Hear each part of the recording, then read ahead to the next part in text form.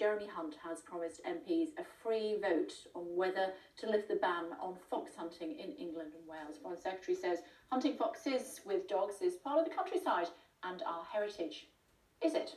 Joined by Dominic Dyer from Born Free Foundation and host of Field Sports Channel TV, Charlie Jacoby. Hello to you both. Thank you very much indeed for joining us on the programme this afternoon. Dominic Dyer, to you first of all, if I may. Is Mr Hunt right?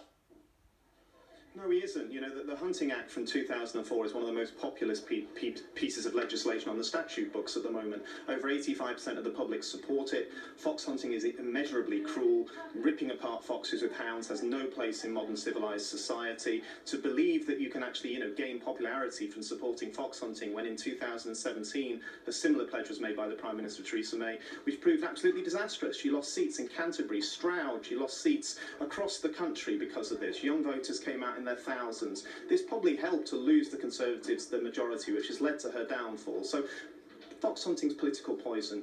It needs to be in the history books. It should not be part of any political debate. No one should be seeking to go into Downing Street as Prime Minister by pledging to bring this barbarity back to our countryside. Charlie, why is he right? Well, I think I'm going to point out one of the things Dominic's wrong about, if I may, and that is it's not a very effective piece of legislation. I mean, the number of people from registered hunts who have actually been convicted under the hunting ban, you can count on the fingers of one, possibly two hands. And as far as does the country really care about this, I think we could look at the National Trust vote on trail hunting, which is charging around the countryside after a smelly sock. 1% of the National Trust membership supported it emphatically. 1%, like Dominic, were deeply against it. 98% don't care. If you ask people, would you like to stand and watch a fox being ripped apart? Of course everybody will say they don't like that idea. But when it comes to fox hunting, nobody really cares. Nobody really cares, Dominic? No, they do care. In fact, it's very difficult at times to get the public to care about pieces of legislation and to stand up and say it should be protected. But if you look at the League Against Cruel Sports polling in recent years, they asked people in the countryside, do they want to view and protect and celebrate wildlife or kill it? 91% of people living in the countryside said they wanted to celebrate wildlife and protect it and photograph it, for example. Only around 15% actually supported in that poll the idea of, sending packs of hounds out to kill these animals, foxes. But let's remember, it's not just foxes. There's actually loopholes in this law that allow stags and deers to be killed for so-called scientific research purposes. We have badger sets. I head up the Badger Trust as well as working for Born Free. We have hundreds of badger sets up and down the country that are legally filled in by hunts. We have hunts that are feeding their hounds TB-infected meat, which in turn is potentially spreading this disease to cattle and other wildlife. We have hunting hounds going into people's gardens, across busy roads, across railway lines. This is causing chaos in the countryside. This is something that belongs in the past. And I'm not certain why Jeremy Hunt said this. I know he's backtracking the last few hours, but I think he's realised the magnitude of the mistake he's made here. Tory backbenchers are jumping up and down going, this is political poison. We don't want to talk about this anymore. We want to move on. Actually, anyone going into the Downing Street as a Prime Minister should be talking about strengthening this Hunting Act, not weakening it. We've just lost Charlie momentarily, so we'll stay with you, Dominic, until he comes back to us.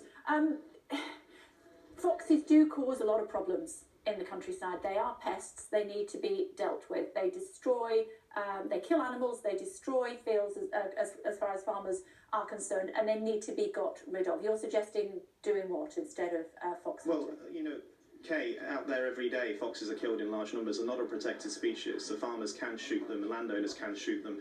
Some NGOs, wildlife conservation organisations, shoot them if they come near ground nesting birds. That's completely legal. What we're not talking about here is controlling foxes. What we're talking about here is a pastime which is barbaric and is illegal under the law. And it should be illegal under the law because, for example, if I come back to badgers again, we have a Badger Protection Act. If you go and take your terrier dog and put it down a badger set and rip a badger apart for badger baiting, which still goes on in this country, it's illegal. People doing that could end up in prison for 6 months, £5,000 fine. The Hunting Act is exactly the same. Basically, it's made the killing of these animals, wild animals, by being ripped apart by hounds, illegal because of the cruelty. The only difference is the people that are undertaking hunting of this kind have influence within politics, they have influence within business, and they're trying to use that to try and get the government to overturn this act. And it will not work because the vast majority of Conservative MPs don't want this, the vast majority of public don't want this. Labour have made it clear that if they came into government, they would strengthen this act. And I think if Boris Johnson, for example, comes Prime Minister, which is very likely, I would strongly recommend to him that he doesn't think about repeal. He lets Mr Hunt hang himself on this one, and he actually makes the pledge to strengthen this act as well. Charlie, thanks. I don't know what happened there. You're back with us now, though, thankfully. Foxes are a pest. They're a menace. They need to be done away with. I was just hearing from Dominic saying that can happen legally by shooting them, and many are every day.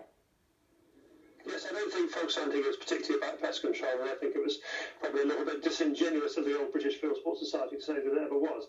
Fox hunting is a community activity. It's great fun. You get to rush across the countryside on horses if you want to. It's very classless. People from all sections of society enjoy it. It's a minority activity. There's probably only about 500,000 people who do it, maybe more. But I think Dominic is sort of using his kind of cultural weight to crush a minority. Even Tony Blair said he regretted putting forward the hunting ban. You sure did, Dominic. Well, Tony Blair might have regretted it, but actually what he did in the end was put forward a piece of legislation that's proved very popular. And what that's led the way is fresh thinking on animal welfare and wildlife protection. We don't want to be a country that celebrates ripping animals apart. People can go and ride in the countryside. They can enjoy the countryside. They don't have to inflict terror and cruelty in a barbaric way on our wildlife. And that's what this is about. I think the future Prime Minister of this country needs to have an ambitious agenda for the environment, wildlife, animal welfare. And it shouldn't be talking about fox hunting. There are so many things we have to do. Let's find a solution to the badger cull where we can vaccinate badgers rather than kill them. Let's stop the import of trophies, lions and other wild animals from Africa that was being debated in the House of Commons yesterday. Let's deal with the situation of live animal exports. Boris Johnson becomes PM, he can do all of those things, and I would recommend he gives them a high priority, because that's what the public wants, that's what young voters want. It's good politics, good animal welfare, wildlife protection policy, and this country needs it. Charlie, ripping apart animals is not necessarily great community activity, is what Dominic says. Yes, I've just got to answer that on that one point Dominic makes about conservation. We are the conservation heroes on the hunting side. He worries about the preservation of single animals. Our responsibilities to the species when it comes to wildlife like foxes. Yes, our responsibilities to the individual when it comes to livestock like pets or like sheep.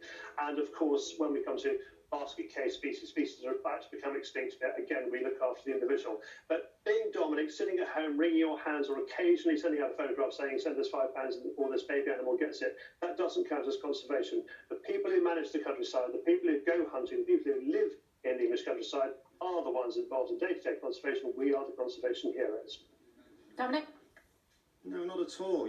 As the Badger Trust, for example, we spend a lot of our time training police officers up and down the land, to deal with wildlife crime, which is a growing problem across this country. And as Charlie well knows, a lot of the hunts, I'm afraid, are involved in covering up wildlife crime. They are filling in badger sets, which is illegal. They are allowing foxes to be hunted when they're meant to be trail hunting, which is little more than a creation of a new pastime to cover illegal fox hunting. We know that goes on. They flush those foxes out. We know that cubs are being killed and fed to hounds. We had a recent case come to court where people went to prison because of that. This needs to be something that we tackle. The public needs to see action on this. Politicians need to take action on this. The police recognise that. Wildlife crime in our countryside is a big problem, and I'm afraid hunting is very much connected with that. The Hunting Act was a good start in terms of a piece of legislation, but it's not being enforced effectively by the police. They don't have the resources to do that. We need to see more people that break the law brought to court, and we need to see less discussion from politicians about repealing this act. It makes no sense. Theresa May paid a massive cost for it. Any future Prime Minister in this country, whatever party they're of, they shouldn't be talking about fox hunting anymore. It should be consigned to the past. It's just something that I think we need to really just take away from our political debate. It's poisonous. It's not positive in any way. And the vast majority of people in our towns, in our countryside, don't want to participate in these pastimes. So I don't agree with Charlie that we're taking, away people's civil liberties. We're just trying to be, civilised about the way that we manage our land and our countryside and the wildlife that we share it with. Okay, Charlie, final thought from you, sir. I don't think Dominic's idea is going to work. It didn't work before when his lot managed to push through their ban on hunting via Tony Blair, via the backbench. I think if they frame new legislation, that's not going to work either. The fact is, the countryside works because we manage it really well. And if he wants to take part in this, I strongly suggest he comes out hunting with us and see what it's like. I don't think that's going to happen, but it's good to talk to both of you. Thank you very much indeed for joining us. Thank you very much. Thank you. Appreciate it. Thank you. This is the K